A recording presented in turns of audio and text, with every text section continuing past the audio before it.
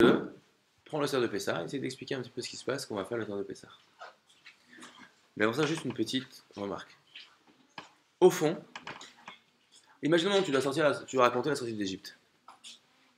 Tu dois raconter la sortie d'Égypte. Alors j'ai deux questions. Première question. Qui doit me raconter la sortie d'Égypte? La mitzvah, c'est qui doit raconter à qui? Les man, et sa père, les bintra ou ben bintra, ton fils à ton petit-fils. Donc c'est le père qui raconte à ses enfants. Maintenant, je comprends pas vraiment. Si mon but c'est que tu me racontes ce qui s'est passé sur Égypte, pourquoi c'est mon père qui doit me raconter ça? Va demander à un égyptologue, au rabbin. On m'a pas dit, chose tu dois apprendre, va voir ton père. Mon père, parce qu'il connaît pas bien. Va voir, viens, on va tous se regrouper dans une salle. On va faire un film sur la sortie d'Égypte. Une pièce musicale. Je sais pas, quelque chose, mais quelqu'un qui s'y connaît. Pourquoi c'est mon père qui me raconte?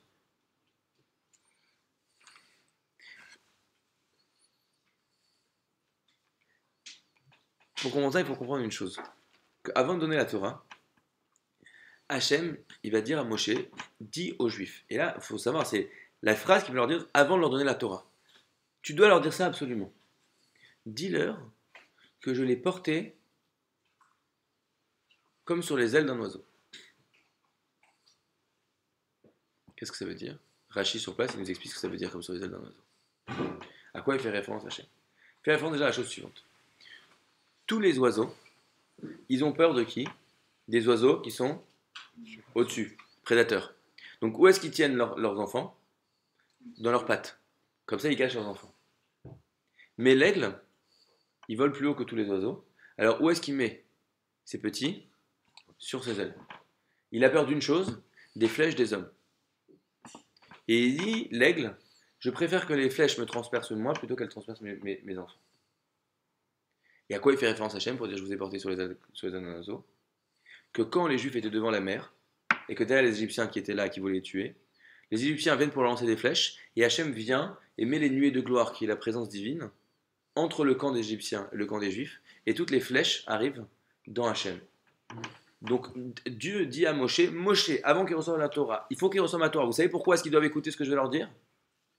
Il aurait pu leur dire, parce que j'ai créé le monde, parce que c'est moi qui vous donne la vie, parce que je sais très bien ce qu'il faut faire. Il y a plein de choses à dire. Qu'est-ce qu'il leur dit?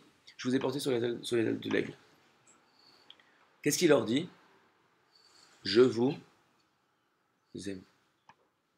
Vous n'allez pas recevoir ce que je vous dis, parce que je sais mieux, parce que je suis plus intelligent, parce que j'ai raison. Vous allez écouter, parce que prenez conscience à quel point je vous aime. Parce qu'au fond, dans la transmission, l'essentiel, c'est pas d'être sûr que l'enseignant connaît très bien son sujet. L'essentiel, c'est de prendre conscience à quel point l'enseignant veut mon bien. Qui m'aime. Irpatlo, c'est important pour lui. Plus, et c'est une recette d'éducation, plus les enfants prennent conscience que ses parents l'aiment, plus ce sera facile pour lui d'écouter la parole de ses parents. Pourquoi est-ce que c'est le père qui doit enseigner au fils? Parce que le père, c'est celui qui aime le plus son enfant. Il y a un amour qu'il y a entre les parents et l'enfant, qui est un amour qui est infiniment plus grand que tout ce qu'il peut avoir. Tu vas faire un rabbin, il connaît très bien l'Égypte, mais il l'aime pas autant que papa, même si papa il connaît pas bien. L'essentiel, c'est qu'il y ait cette transmission, qui c'est une transmission de confiance et d'amour. D'ailleurs, c'est intéressant de voir que quand Dieu va donner les 10 commandements, il dit je suis l'Éternel ton Dieu qui t'a fait sortir d'Égypte. Pourquoi? Regarde comment. C'est pas juste. J'ai envie de dire je suis l'Éternel ton Dieu qui a créé le monde. C'est quand même plus puissant. Mais déjà, moi j'en sais rien si Dieu a créé le monde. J'étais là.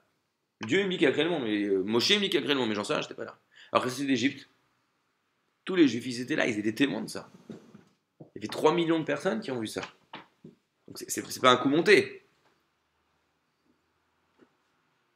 Comme on dit, 2 Juifs, 3 opinions. Alors vous imaginez, 3 millions de Juifs, combien d'opinions?